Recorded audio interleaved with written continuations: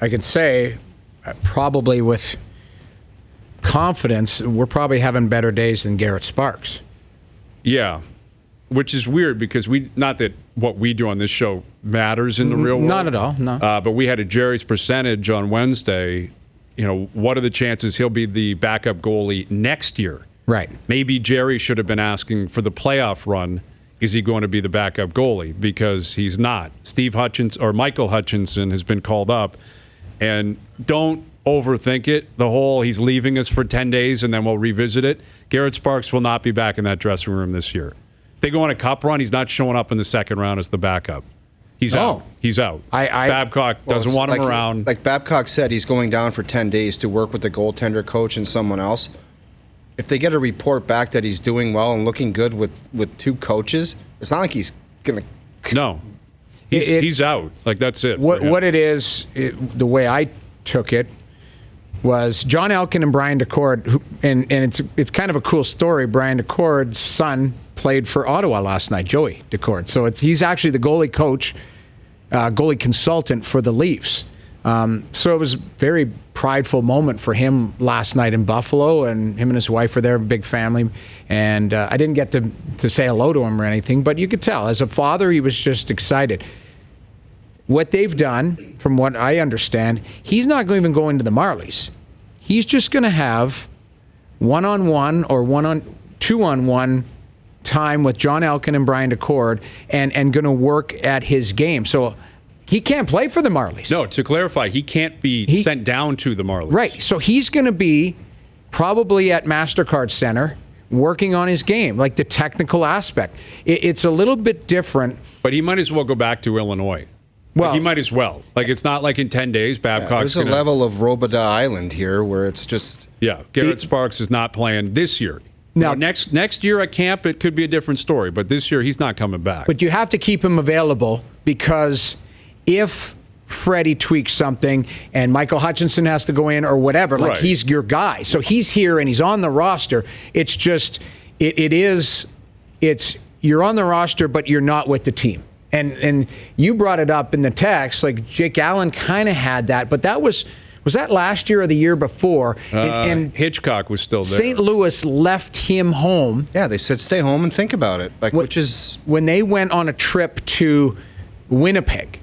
They just left Jake Allen home to stay and work with the goalie coach, who I believe at the time was Jim Corsi. Carey Price had a week off this season, early in the year. Was that maybe November or December? Yeah. Early, where they gave him a mental break. They said, you know what, just go and work. I don't believe this is the same ilk. We've given you a bunch of chances. Right now, we're going to change the dynamic. The only way I was thinking about it is if you kept Michael Hutchinson playing, you could keep Garret Sparks as the 2, but if something happens to Freddie, Hutchinson comes up and goes in. Yeah, but that's not the case. But when the games are starting, you're right. Exactly. I hear you. Hutchinson could continue to play throughout the weekend and early next week. Well, isn't that a bigger kick in the pills, though, if you've got the guy who's sitting on the bench, being the backup, and then all of a sudden something happens, but it's like, actually, you're not doing that. Like that doesn't work for me. My only question... It doesn't matter what works for anybody, but I don't like that situation. Well, ultimately, hopefully it doesn't matter, and Freddie Anderson is the only guy in the net for the rest of the season. Exactly. Hopefully it doesn't matter. Yeah. But, it might. And I think that's clearly what's happened here is during the season, Kyle Dubas won the battle that Garret Sparks was the guy he had faith in.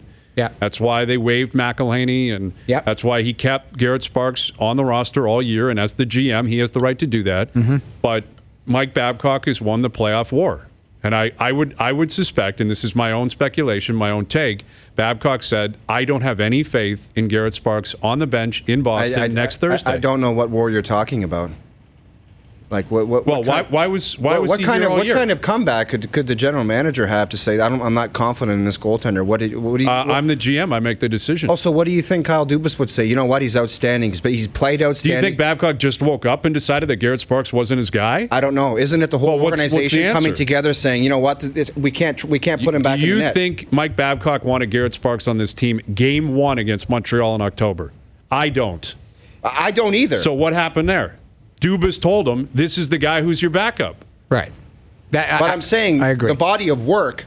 I don't think anybody looked at the body of work and there was any kind of fight back. Not. Of course not. But what I'm So saying to say he won the play, there was no war. It was just everyone but came together and said we can't do it. But ultimately, Kyle Dubas has to make the decision. As Correct. the GM, he makes the decision, and he obviously, I'm sure he's on board with it. Clearly, he's not having his arm twisted here. No. But I think what is pretty obvious, and you guys can speak to it. We got Rob Brindamore coming on at 5:30. We got an NHL head coach coming up. He dealt with this last year, by the way, because he had a guy in his net. He didn't trust. Right. Nobody could. But when you're in Actually, a he was playoff the game, assistant, but you got 18 guys on that bench. You have to have faith in every single one. You have to. Even in the backup who may not play. You got to have faith in them. Here's my, I guess, outside view, because I'm not behind the curtain.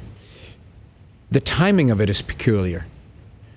You probably could have done this after the game in Ottawa, the 6-2 game, right? I know the team didn't play well, but I don't think Garret Sparks was particularly sharp that night. If this was a long time coming, I guess my question would be, why now? Like, why not allow Michael Hutchinson? Here's the thing that concerns me, just a thin layer, a 5% layer.